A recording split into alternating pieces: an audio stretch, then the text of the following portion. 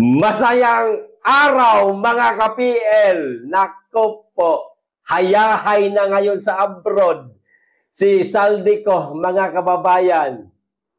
Mas lalo na po yatang mahihirapang pabalikin ng bansa itong si Saldico.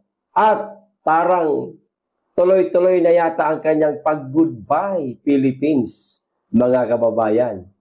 Dahil ayon po dito sa ipinablish po ng politiko at sinulat naman po mga kababayan ni Lito Banayo, itong si Saldico di umano mga kababayan, abay nagtataglay na di umano ngayon ng Maltese passport. Magkababayan na sila ni Gibo. Ha? Baka kapitbahay pa nga. Di ba kayo napabalita, ilang buwan na po ang nakalipas mga kababayan, na itong si Gibo di umano, meron ding Maltese passport. Aba, dyan pala ang takbuhan ninyo ha. Bongbong Marcos, meron ka na rin bang kuta dyan sa Maltese? Ha? Bantayan mo yung pinsan mo, Marcos. Baka sa susunod na araw, mababalitaan namin, may Maltese passport na rin siya. Ano? Isang compound kayo dyan. Ha? O ito po ang balita mga kababayan. Isang oras pa lamang po ang nakakalipas. Mainit-init pa po ito. Nako, kung totoo ito, goodbye Saldico, goodbye Philippines, hayahay si Saldico. Karma na lang ang aabutin ninyo pagdating ng araw. O ito mga kababayan, kaya hayahay abroad? Ayan, may question mark ko klaruhin natin, ano? Lito Banayo hits Saldico may hold Maltese passport. Ayan na, mga kababayan, ano? Klarong-klaro yung mukha ni Saldico, ayan, no? Maltese passport na sa likuran niya, political strategist Lito Banayo has raised questions over whether former Ako Bicol Party List Representative Saldico holds a Maltese passport amid growing calls for him to return to the Philippines to face corruption allegations. Sa palagay nyo, uuwi ng Pilipinas yung kawatan na yan at harapin itong mga inaakusa sa kanya. Sa ngayon kasi mga kababayan, lahat ng ito pag-aakusa pa rin. Kasi hindi pa naman po sila nagigilty.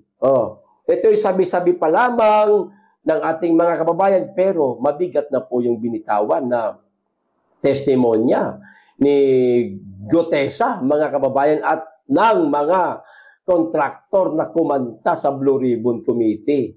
Mabigat na po yun. Kaya yun po ang sinusundan natin. Tuloy.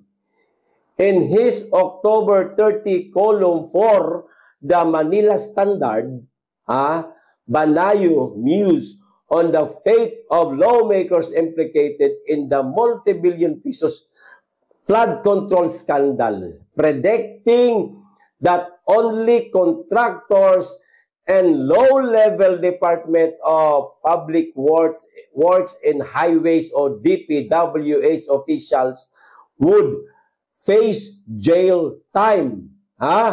Yet, one Saldico, perhaps armed with a Maltese passport, is ensconced in some European villa or maybe a Caribbean hideaway, even a Colombian jungle, for all we know, Banayo wrote. Ayon nga yan sa mga sinulat ni Banayo. No.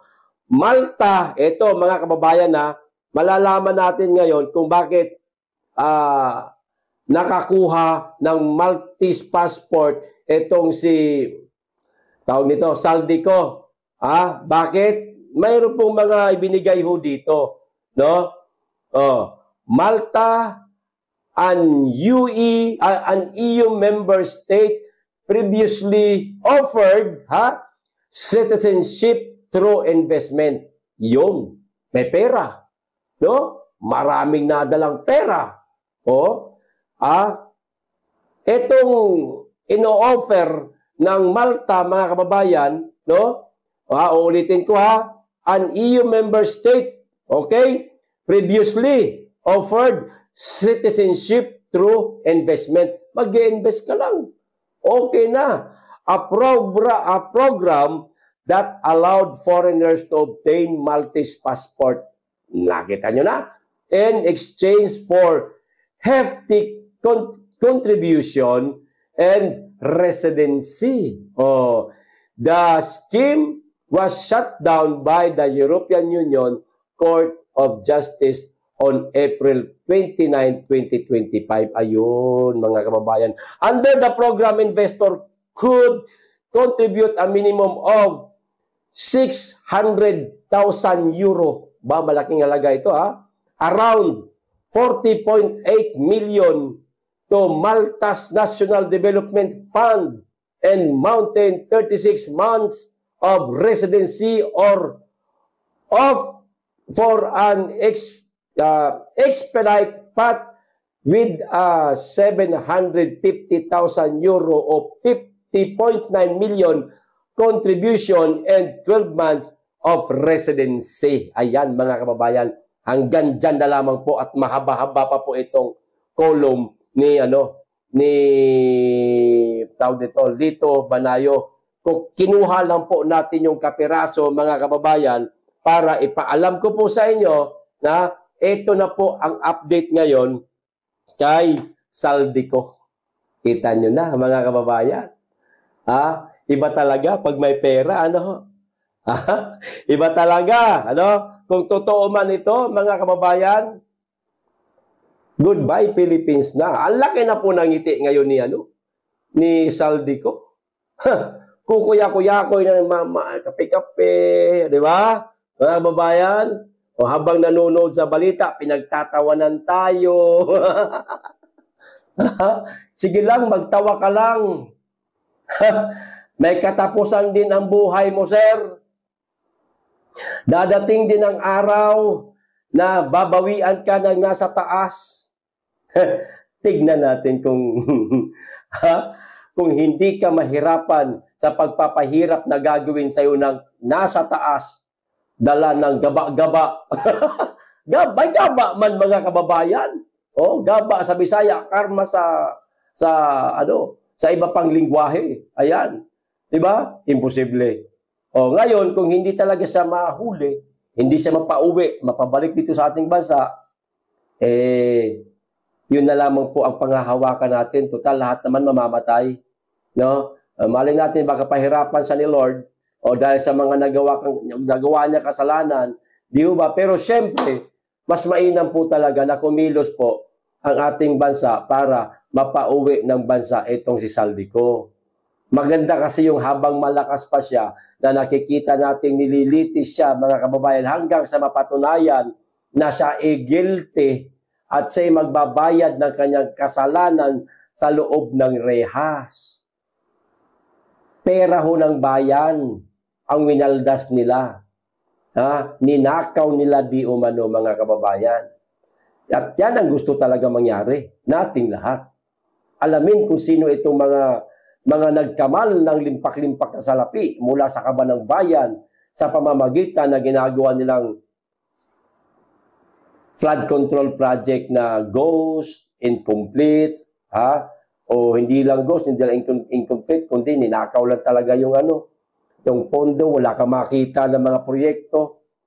Kung ano yung sapa noon, yung pa rin ngayon. May isang poste, wala ka makita. Dapat talaga maparusahan. Ngayon, kung totoo man itong meron na siyang hawak ng Maltese passport, mga kababayan,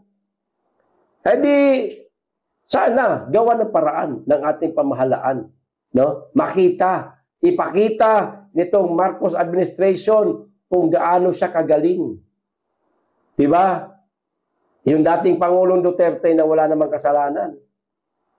Hindi pa naman po guilty. Nagawa nga nilang ipatapon. Diba? Sa dahig.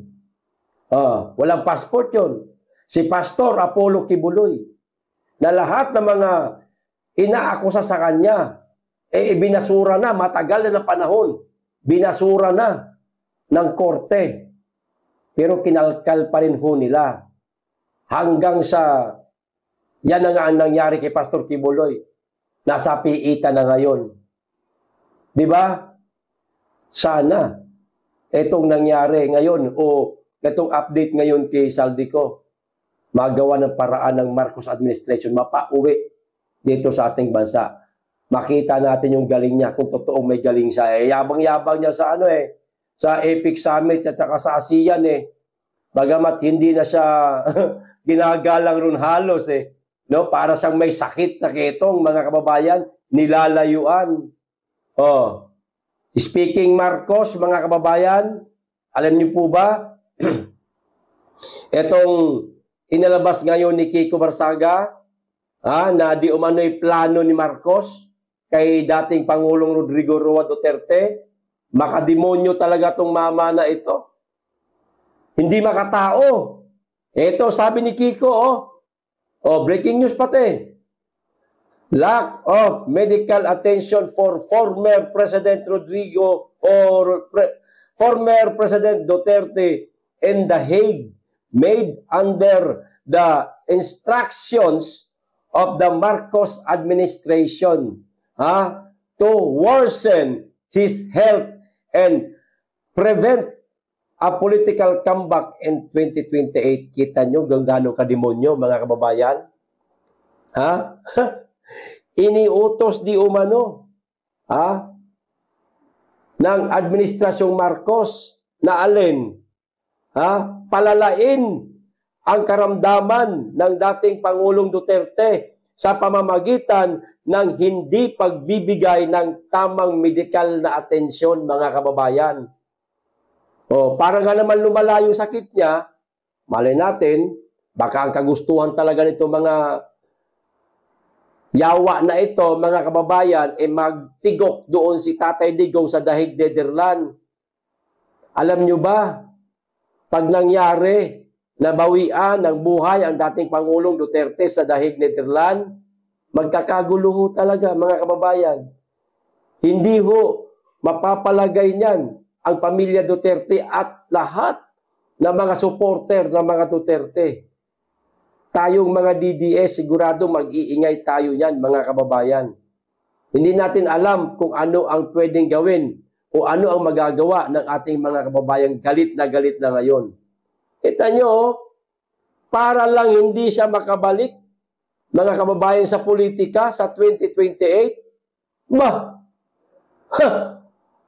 parang ang lakas ng tama mo nyo, may hinala ka na tatakbong vice presidente, itong si Duterte, itong si Tatay Digong sa 2028 tandem ni Inday. Galingan nyo, trabaho nyo. Galingan nyo talaga na huwag makalabas itong dating Pangulong Duterte sa Dahig. Oras na makalabas ito. Magtago ka na sa sinapupunan na pinanggalingan mo, Marcos. Sigurado yan. Isang sakong kaso ang ikakaso sa'yo nito. Kita nyo yung gano'ng kademonyo yung tao na yan? Instruction di umano, mga kababayan, mula sa Marcos administration na hindi bigyan ng magandang na medical attention. Kailangan wag bigyan ng magandang medical attention yan. Huwag painumin ng gamot, kaya pala parang kulang-kulang yung gamot ng dating Pangulong Duterte dun sa loob. Para nga naman lumala yung kanyang karamdaman at hindi na makabalik sa politika sa 2028, di ba? Grabe, no? Ay, nako. Mapapahay nako na lang talaga tayo. Sige lang, may araw din yung mga yan. Eto pa, mga kababayan, sa kasamaang palad, no? Dahil sa kasamaan ng mga pag-uugali nila, eto, panoorin po natin itong maikling video, mga kababayan, na ginawan po ng reaksyon ni kaibigan natin, si Jojo de Guzman. Nakita niya sa isang video, mga kababayan, na itong si Bongbong Marcos, katabi yung presidente ng Brunei, no? Parang dinidiskartiyan niya yata ni Marcos. Parang plano niya yatang utangan ba? Ganun. Dinidiskartiyan na eh. Sir, baka pwede kayo makausap mamaya. Mayaman naman kayo eh. Baka pwedeng makahiram ko. Di ba? Ngayon, hinatak mga kababayan. Hinatak. Di naman malakas ang pagkakahatak dun sa presidente ng Dubai. Dubai, ng Brunei. Hinatak mga kababayan ng isa pang leader para mapalayo doon kay Marcos at wag mauto. Etong presidente ng Brunei, eto, panoorin po natin yung video. Grabe ho, pinandidirihan talaga si Marcos sa ibang bansa. Nakakahiya na ho, mga kababayan. Ang kapal din ng mukha nitong mama na to, no? Dumadalo sa mga summit-summit na yan, kahiya-hiya naman yung ginawa niya sa bansa natin. Buti sana kung hindi alam ng mga ibang leader ang nangyayari sa ating bansa ngayon. Alam na alam eh. Di ba mga kababayan? Alam mo yung alam mo yung wala sa katinuan yung pag-iisip. Di ba? Dahil sa, halimbawa, hindi ko tinutukoy si Marcos ha. So, yung kapitbahay mo, kapitbahay natin na gumagamit ng droga. Ayan. Pagamat marami nang nagsasabing gumagamit ng pulburon si Marcos. No? Tulad ni Nikki Cosseteng. Pagka ang taong gumagamit ng droga, kahit na kahiya-hiya na siya, mga kababayan, wala siyang pakialam. Makapal ang mukha niyan. Makapal ang apog niyan kasi ang utak niyan nabalot na ng pagiging bangag ba. Ganon. Pupunta yan, dadalo yan. Dahil ho yun sa kapal ng mukha niya.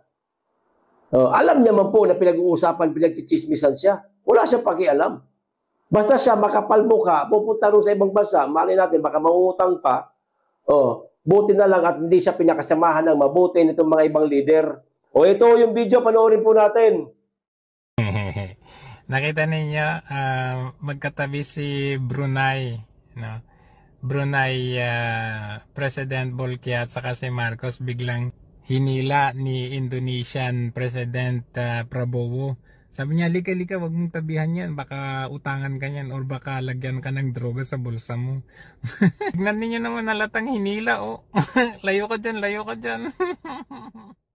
Di ba, mga kababayan? Hinila siya. Para wag mapalapit kay Marcos. Baka dinidiskartiyan na mangutang yung taga Brunei. Utangan pala yung taga Brunei, utangan ni Marcos. Buti na lang at natulugan kaagad ni Prabowo ba yun? Natulugan kaagad, hinila. Si Marcos susunod-sunod sa likod. Yung kita mo yung facial expression ng mukha niya, parang naiinis siya eh. Visit to, inatak pa, nilayo pa sa akin. Didiskarte na sana ako eh. Babiyahe na sana ako ng 14. Joke lang. Di ba? Ganyan po siya. Iniiwasan ng ibang leader, mga kababayan ng iba't ibang bansa. Kasi nga, ang baho niya na talaga. Ang baho na rin ngayon ng Pilipinas dahil sa administrasyong Marcos. Hindi po katulad ng dating administrasyon ni Tatay Digong, na si Tatay Digong hinahabol-habol. Sinasaluduhan yung respeto ng mga iba't ibang leader. Di ba? Ang layo ho ng diferensya. Kaya ngayon, hanggang sa ngayon, karamihan sa ating mga kababayan, Duterte brand of leadership pa rin ang hinahanap. Aminin natin yan. Yan ang katotohanan. Ito pa isang balita, si Marcos pa rin, mga kababayan, ako po. Siya kasi ang tampok ngayon eh. No? Dahil dito sa mga pagdalo niya sa APEC Summit, sa ASEAN Summit, di ba? Ito, mga kababayan, hindi gano'ng kakapal ang mukha nito mama na ito, ha? Ito, ha? Marcos, hihikayatin ang mga investors sa APEC, Pilipinas reliable partner para sa pamumuhunan. Kita nyo na? Hindi nag-iisip itong mama na ito. Marcos, tumingin ka. Tignan mo ang bansa mo kung ano nangyayari. Ayusin mo muna ang problema ng bansa mo. bago ka manghikayat ng mga investor sa APEC. Ito yung sa APEC Summit to, mga kababayan eh. Hindi nga marunong mahiyang kapal ng mukha. Tiniyak ni Philippine Ambassador designate Bernadette Fernandez na gagamitin ni Marcos Jr. ang APEC Summit bilang pagkakataon upang hikayatin ang mga investors sa ibang bansa na maglagak ng negosyo sa Pilipinas. Hindi ka na nahiya? Napakalala na korupsyon sa bansa mo? Manghihikayat ka? Manghihikayat ka? Marcos, ano ba nangyari sa'yo? Ayon kay Fernandez, bukas at handang-handa ang bansa na tumanggap ng mga bagong pamumuhunan mula sa iba't ibang panig ng mundo. Oo nga, nariyan na tayo. Gusto natin lahat 'yan. Handang-handa ang Pilipinas diyan. Ang tanong, yung ibang bansa handa na pumasok sa atin. Marcos, mag-isip-isip ka. Nililiba ka na nga ng ibang leader ng iba't ibang bansa. Nililiba ka na. Pinagchichismisan ka na. Nilalayuan ka pa. Naigana ka pang maghikayat ng mga investor sa ating bansa. Oo, ang ganda ng hangarin mo. Pero sa ginagawa mong yan, lalo lang tayo pinagtatawanan. Siyempre, halimbawa, ako tong ibang, halimbawa, ako yung presidente ng isang bansa, nahihikayatin mo. Oo, tango lang ako ng tango sa'yo. Pero pagkatapos natin mag-usap, pagtatawanan kita. Si Trump nga nagsusumipsip ka kay Trump Paano nangyari? Tinabla ka. Hindi ka isinama doon sa 0% tariff. Sino lang? Malaysia, Cambodia, at saka Thailand. Walang Pilipinas. Hindi ka binigyan ni Trump ng pabonus. Pamasko. Initsapwera ka. Na para sa amin, pagkakaintindi namin, doon sa ginawa ni Trump, sanction mo yun. Binigyan ka niya ng kaunting palo. Para magising ka. Hindi ka importante sa amin. Ayusin mo yung bansa mo. Ipauwiin mo yung dating Pangulong Duterte bago tayo magkaayos, bago ka makinabang sa akin. Parang ganun. Di mo ba naintindihan yon? Marcos, di mo naintindihan yan? Akala mo, desisyon lang yun ni Trump? Bigla ang desisyon? Hindi. Pinag-iisipan niya yan na hindi ka talaga bigyan ng 0% tariff. Dahil lumalabas na yun ang parusa niya sa'yo. Di ba, mga kababayan, ayusin mo muna yung bansa mo. Idinagdag pa niya, hindi lamang handa ang Pilipinas, kundi napatunayan na rin itong maasahan at matibay na katuwang para sa mga negosyanteng nais magtayo o magpalawak na negosyo sa bansa. Talaga? Napatunayan na. Yung ibang mga negosyante nga sa bansa natin lumayas na. South Korea, magpapautang sana sa'yo. Anong ginawa? Binawi. Ibang mga negosyo dito sa bansa natin, nagsipagsara na. Tulad nung napakalaking asukarera, kung daw nagkakamali, sa Negros ba yun? Mga kababayan, nagsara na rin. Del Monte, nagsara na rin. Nagsara ba? Basta nabalitaan natin nakaraan yun. Ganun, parang, nabawasan na sila. Nagbawas yata ng empleyado, nagsara. Tapos, Ginoo ko, manghihikayat ka pa. Ito, sabi ni Fernandez, some of the important interventions that he may convey for the Philippines would be that the Philippines is ready for investment, but we are not only ready, we are also reliable. We are reliable partner. Ani Fernandez, mga kababayan. Ay, Ginoo ko, nananaginip ng gising itong si Marcos, mga kababayan, na makakakuha pa siya ng mga investor. Kawawa naman itong mama na to. Hayaan nyo na, trip niya lang yan.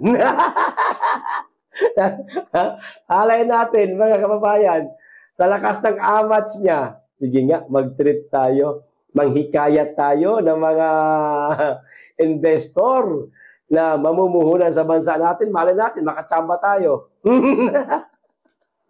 Ha? Lakas mo mag-trip. Tigil mo yung trip mo, Nyor.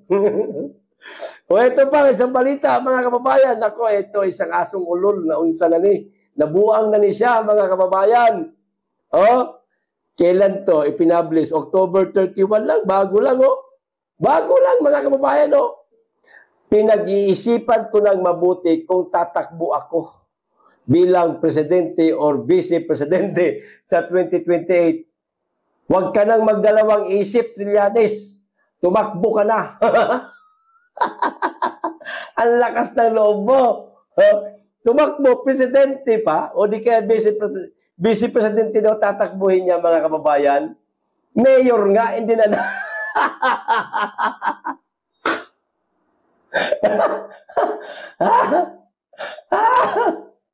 Mayor nga, hindi ka nanalo eh. Subukan mo muna tumakbong barangay tanod. Barangay chairman. Kapitan. Subukan mo muna tumakbo sa pagkakapitan. Pag nanalo ka, unti-unti, pakyat-pakyat, ganon. Mula ka sa senador, bumaba kang mayor, tumakbo ka, talo ka eh. Oh, ibaba mo pa. Kami mong barangay captain. Subukan mo. Pag hindi ka pa rin nanalo bilang barangay captain, Trillanes, manatili ka na lang tagatahol ng mga politikong naghahanap ng asong ulol. Total, may pera din naman siguro dyan. Pero ko naman siguro sweldo sa mga yan, posibleng wala. No? Mga kababayan, sa panahon ngayon, wala na akong libre. Wala nang libre. Ultimo nga, punta kang palengke, bili ka ng malunggay, 5 pirasong. Isang tali, 5 piso nga yan eh. Diba? Ay yung pang tagatahol ka ng isang politiko, ay posibleng walang kapalit yan, mga kababayan. Di ba? Ito pa, huling balita. Di bagay pinaghihinalaan itong si Congressman Kiko Barsaga, mga kababayan, na di umano pakawala ni BP Inday Sara. 1 linggo, 2 linggo, 3 linggo na yata nakalipas. Ito na, sumagot na ang kongresista, mga kababayan. Ito ho ang sabi niya. Nagkomento na si Cavite 4th District Representative Kiko Barsaga hinggil sa mga aligasyong pakawala o mano siya ng kampo ni Duterte. Alam niyo po kung anong sagot ni Barsaga? Simpleng-simple lang, mga kababayan. People are free to say whatever they want. Okay lang yun. Meow-meow. Tapos, mga lang kasimple, mga kababayan. Ano man ang sabihin sa akin ng ibang tao, sige, gawin lang nila, sabihin lang nila. Basta, meow-meow. Gano'n lang kasimple. Lakas mag-asar, no? Mga kababayan. Ang lakas mag-asar ni Kiko, mga kababayan, pero para sa akin, no? Naniniwala ako sa bata na ito na hindi ito pakawala ni BP Inday Sara. Bakit? Hindi po ugali ng mga Duterte. At ni BP Inday Sara, yung maghahanap ka ng iba pang mga mambabatas dyan, no, para maging tagatahol mo, pakawalan mo, para pakahulin mo ng pakahulin, hindi na kinakailangan. BP Inday Sara pa lang, sapat na. Hindi pa nga nasisimulan yung bloodbath eh.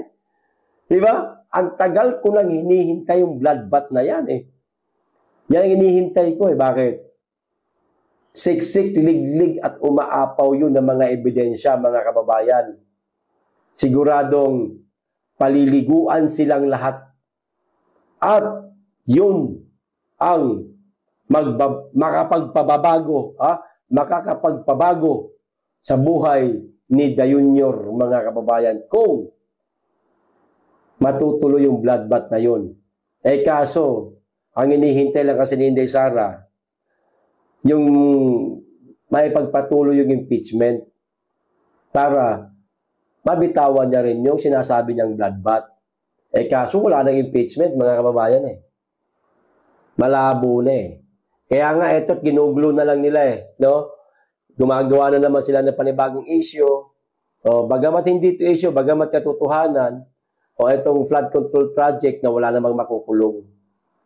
Para makalimutan na natin yung impeachment issue o impeachment case laban kay BP Inday Sara. At nakatutok tayo ngayon sa flood control project. Pabor din naman sa atin yun na huwag na matuloy yung impeachment laban kay Inday. Pero huwag po nating tatantanan itong flood control project, mga kababayan. Bakit? Kinakailangan po may managot, may makalabuso. Okay, hanggang dito lang. Maraming salamat. Mag-iingat kayo lagi at higit sa lahat, mahalin natin ang Pilipinas.